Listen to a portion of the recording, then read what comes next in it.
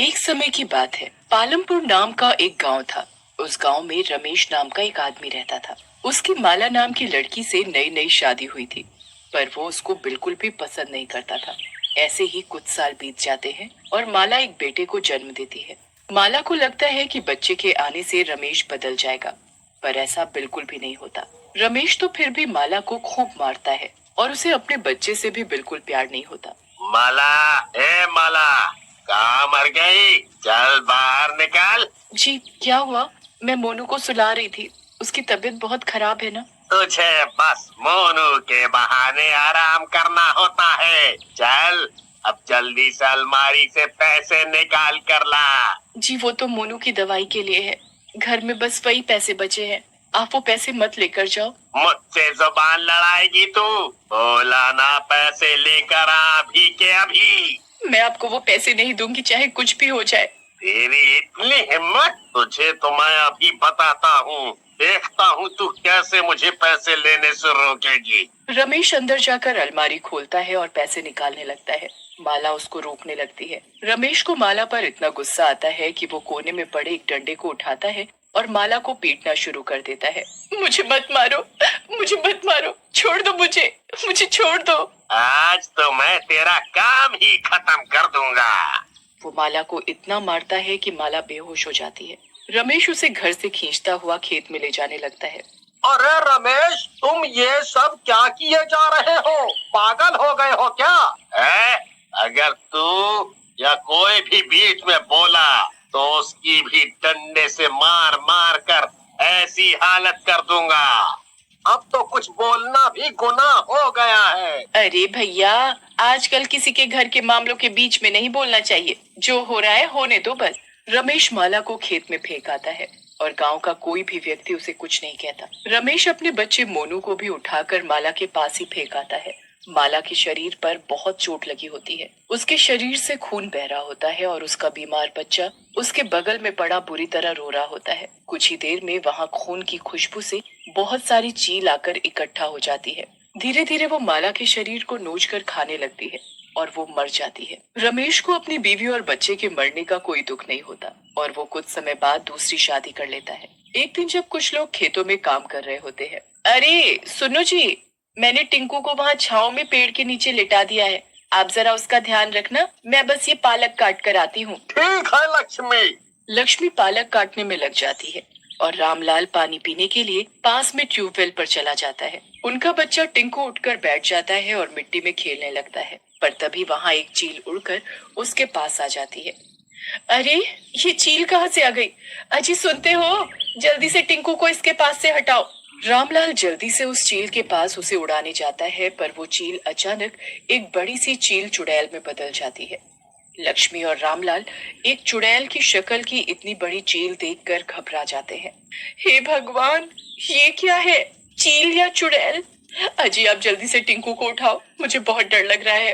मैं अभी कुछ करता हूँ, तुम थोड़ा शांत रहो बस। ची ची ची। अब मैं इसे उठा कर ले जा रही हूँ अपने साथ। ची ची ची। अरे नहीं नहीं, ऐसा मत करो, मेरे बच्चे को मत लेकर जाना। लक्ष्मी चिल्लाती और रामलाल देखता रह जाता है और एक चील टिंकू को अपने पंजों में दबाकर उड़ जाती है। लक्ष्मी और रामलाल चील चुड़ैल के पीछे पीछे भागने लगते हैं। हाय मेरा बच्चा, चील चुड़ैल मेरा बच्चा ले गई। अरे कोई तो बचाओ मेरे बच्चे को। अरे कोई बचाओ रे हमारे टिंकू को। पता नहीं वो चील चुड़ैल क्या करेगी हमारे बच्चे के साथ। गांव वाले चील चुड़ैल को देखते हैं और उन्हें अपनी आंखों पर यकीन ही नहीं होता। अरे भैया, ये क्या चीज है? इतनी बड़ी चील और चुड़ैल की शक्ल, ऐसी चीज तो मैंने अपनी जिंदगी में ना कभी देखी और ना ऐसा कुछ सुना। सही बोल रहे हो भैया। और देखो, ये रामलाल के बच्चे को लेकर जाने कहाँ जा रही है? भगवान ही बचाए इस बच्चे को। चील चुड़ैल टिंकू को लेकर जाने कहाँ उड़ जाती है और कोई भी कुछ नहीं कर पाता। पूरे गांव में उस चील चुड़ैल की खबर फैल जाती है। सब लोगों में एक डर बैठ जाता है कि कहीं वो दोबारा ना आ जाए, और बस जिस बात का डर होता है अगले दिन वही हो जाता है। अगली सुबह जब एक छोटा बच्चा अपने घर के आंगन में चारपाई पर लेटा होता है तो वो चील चुड़ैल वहां दोबारा आ जाती है। ची ची ची ची ची ची ची ची। चील चुड़ैल की आवाज सुनकर उस बच्चे की दादी बाहर आ जाती है। अरे, चील चुड़ैल आ गई, अब ये मेरे पोते को ले जाएगी, कोई बचाओ मेरे पोते को।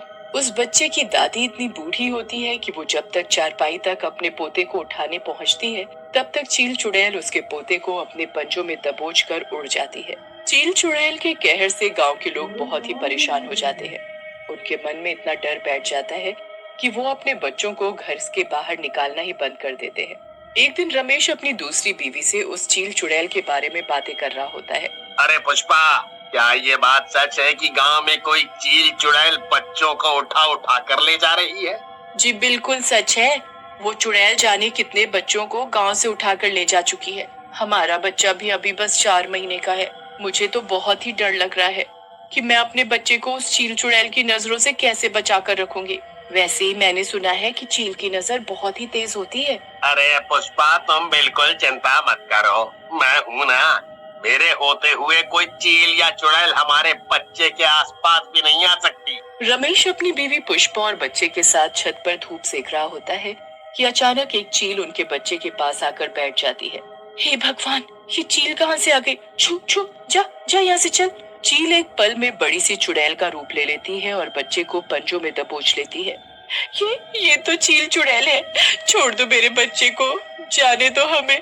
जी जी जी जी, इस बच्चे का ही तो सबसे ज्यादा इंतजार था मुझे। अजी सुनते हो, चील चुड़ैल हमारे बच्चे को ले जा रही है। छोड़ दो मेरे बच्चे को, भगवान के लिए छोड़ दो।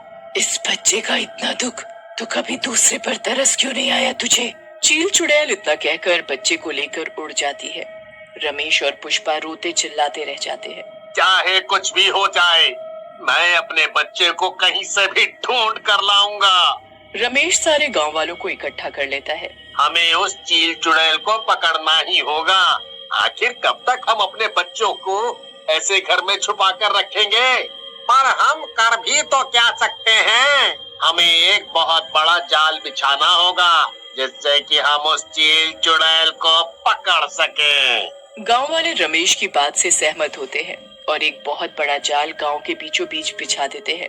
उसके बाद वो अपने बच्चों को बाहर खेलने के लिए छोड़ देते हैं। शाम को जब चील चुड़ैल वहां आती है तो उसके पैर जाल में फंस जाते हैं। गांव वाले जल्दी से चुड़ैल को जाल में लपेट देते हैं। छोड़ दो मुझे, जाने दो। जी जी जी। ऐसे कैसे छोड़ दें तुम्हें? तुमने हमारे बच्चों के साथ क्या किया है, सच सच बताओ। जो तूने मेरे बच्चे के साथ किया वो मैंने नहीं किया किसी बच्चे के साथ। आखिर मैंने क्या किया? याद कर तूने क्या किया था मेरे साथ और मेरे बच्चे के साथ। हमें मरता हुआ छोड़ दिया और चील मुझे नोच नोच कर खा गए। क्या तुम मेरी पहली पत्नी माला हो? हाँ, मैं माला हूँ, जो मरने के बाद एक चील चुड़ैल में बदल गई।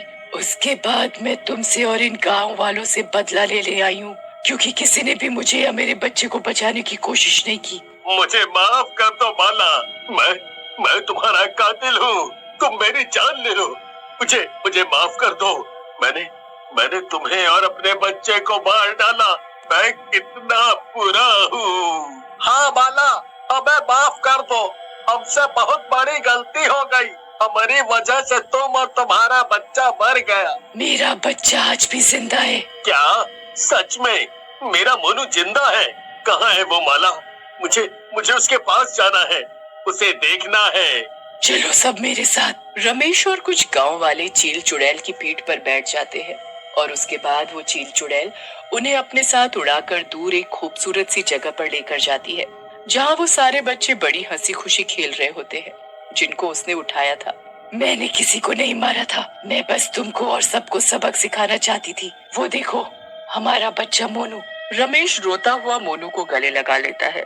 बाकी सब गांव वाले भी अपने बच्चों को मिलकर बहुत रोते हैं। आपने जो गलती की है अब उसे सुधारने का वक्त आ गया है। हम मोनू को अपने साथ रखेंगे और दोनों बच्चों को एक समान प्यार